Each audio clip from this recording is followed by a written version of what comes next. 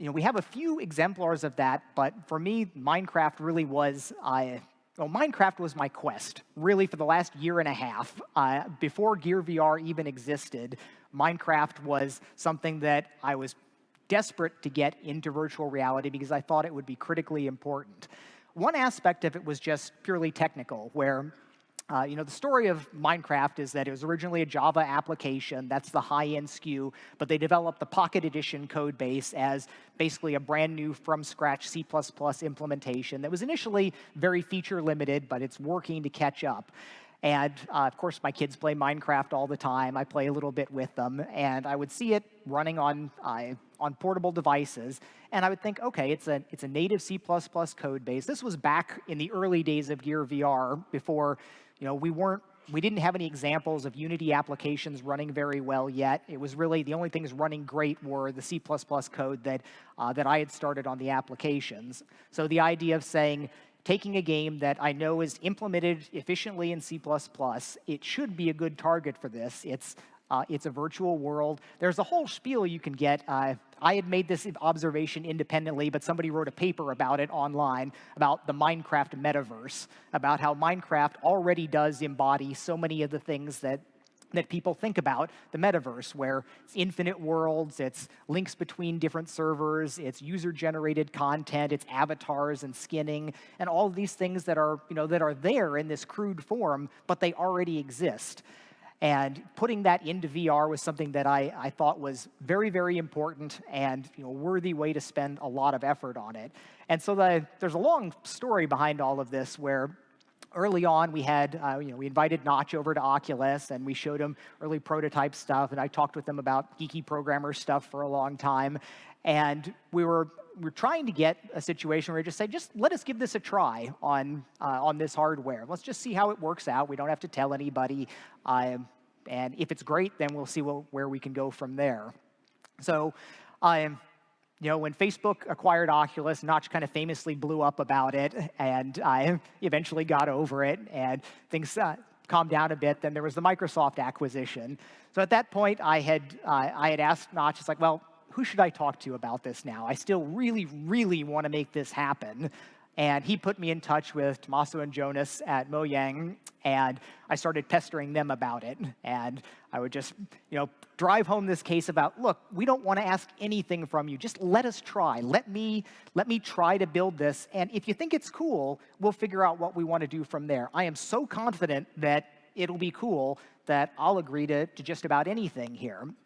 And they actually gave me they got me GitHub access to, or Git access to their repo for the PE code base, but we signed a contract that our lawyers are like, this is terrible. They own everything you do. We have no recourse. There's no guarantee any of this will happen. John, you're basically working for Microsoft when you're working on this.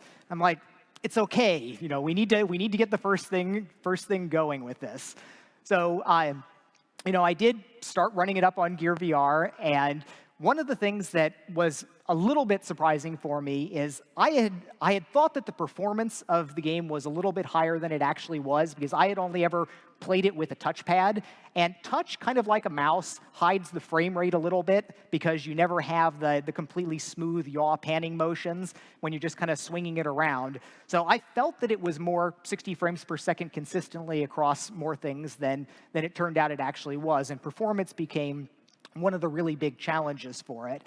But I definitely played more hours of Minecraft in Gear VR than probably all the other Gear VR games that I've played put together, everything short of the video experiences. So I've logged a lot of hours in it. And I still want to fix all of those things. I've been going back and forth with some of their engineers about strategies that we could take to fix that. What do we need to do? We need to kind of add borders and gutters between the textures so that you can enable multi-sample anti-aliasing. You need to have them scaled up so you can still have the traditional blocky look while still filtering between the pixels. These are all things that can be fixed, but it turns out that I wouldn't say that they're at all necessary for an initial release of something, because I have an immense amount of fun playing the game like that, even as it was.